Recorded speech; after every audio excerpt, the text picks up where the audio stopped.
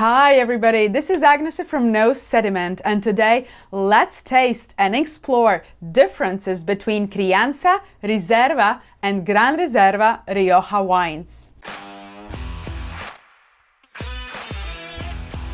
I hope many will agree that Rioja offers great bargain when it comes to aged wines, especially so when compared to such grand regions as Bordeaux. For the longest time, Rioja wines were released when they were ready to drink, so the winemakers essentially did the cellaring for us. I mean, if we look at the traditional Rioja wine classification, it literally focuses on how long the wine has been aged in the cellar. I say traditional because currently we are seeing changes in the Rioja wine region with an increasing focus on specific terroir, single vineyards, and the differences in soils and climates within the region itself.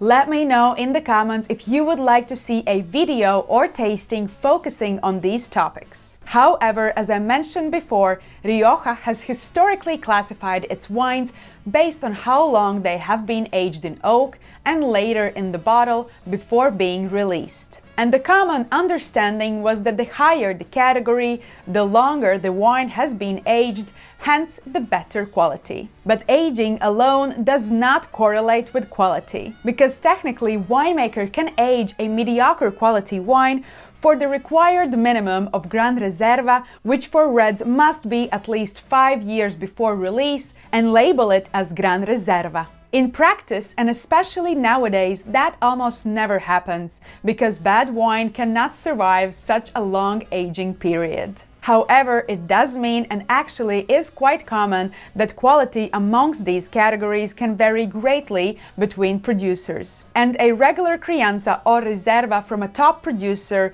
can be much more exciting and definitely higher in quality than Gran Reserva coming from a mediocre producer. To make things even more confusing, winemaker can choose to age their wine long enough for them to be labeled as Reserva or Gran Reserva, but actually put on the label Crianza or no category at all. I even know a producer who would bottle the same wine as Reserva for the export markets and as Crianza for the local market, simply because Crianza is perceived as more easy to drink wine style locally. Before we move to the tasting, let's review the minimum aging requirements for red Rioja wines. Crianza must spend a minimum of 2 years in the winery with at least 1 year in the barrel. Reserva must be aged for at least 3 years at the winery with a minimum of 1 year in the barrel and 6 months in the bottle before its release. And finally, Gran Reserva, as mentioned before,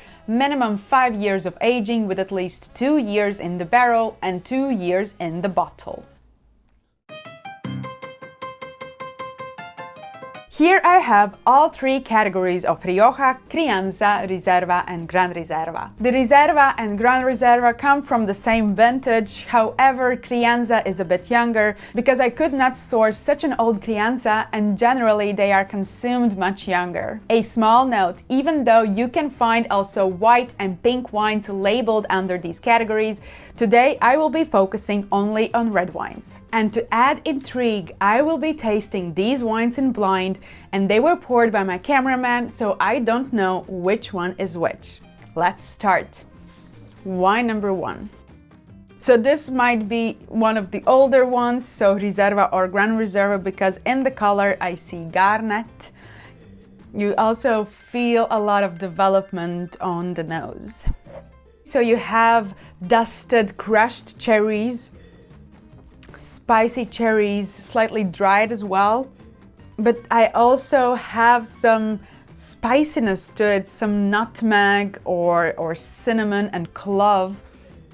Yes, it is fruit and spicy characters in great balance on the nose. Let's taste it. Wow, what an acidity! Is really refreshing, and actually this is what I expect from great Rioja. I like it to be mature and ready to be drunk, and but it still packs a lot of acidity, and it is rarely, if ever, really full-bodied and rich and extracted. For me, it is usually medium-bodied and quite elegant and actually easy to understand as well. I think a lot of people, and including myself, I started my wine journey actually with Spain, very specifically with Rioja. These wines, I think, are exciting for both wine professionals and everyday drinkers. And this might be something a bit more complex though. You know, the acidity is a bit higher, fresher, and tannin is quite lovely and mature, beautifully integrated, but it's not extracted or full or big, rich wine. And on the palate, the sour cherry is the dominant feature, maybe some strawberries and raspberries, but you know, those fresh ones which you harvest early in the season. And actually, the fruit is quite persistent on the palate, and because of the development on the nose and on the palate, I would say it definitely is either Reserva or Gran Reserva, but we have to taste more. So wine number 2. So judging by the color, this seems to be the younger one, because as opposed to wine number 1, it actually does have some ruby notes. And it also seems a bit riper and fruitier on the nose. I mean, the wine number 1 was a lot of sour cherries, a lot of red berries, and this one is more blackberries, blueberries, plums even. And it also doesn't show very intense oak influence. I feel, you know, hints of toastiness and hints of vanilla maybe even, but it is not as spicy. If I have to be honest, I think this wine number 2 is Crianza because it is fresh and quite lively and fruit-driven wine. I do feel the structure of the oak, adding here a bit of, you know, shoulder and a bit of like muscle to the wine. But overall, it is juicy and lively wine that you can drink outside with your friends together while grilling some steak. So let's move to wine number 3. This becomes interesting because this wine is not as brown as the wine number 1, and this wine actually in the color more resembles wine number 2, but when I smelled it, there's a lot happening, a lot. There is oak for sure, and there's a lot of these toastiness and toasted nuts and nutmeg and vanilla, sweet toast, and there is really ripe black fruit backbone. It's like ultra ripe strawberries, black cherries, sweet cherries, blueberries. So this is riper and warmer, and it seems fuller. And you guys, I think because of all the complexity this wine offers on the palate and on the nose, I have to go for Gran Reserva for this wine. But if I would be tasting this wine in isolation and you would ask me to guess the vintage, I would definitely say it is much, much younger than it shows. Maybe I'm being too confident here, you know, because I selected these wines, so essentially I know what I'm looking for in these wines. But I think wine number 2 was really young and juicy and fruity, but wine number 3 was a lot of flavors. Maybe I'm mistaken.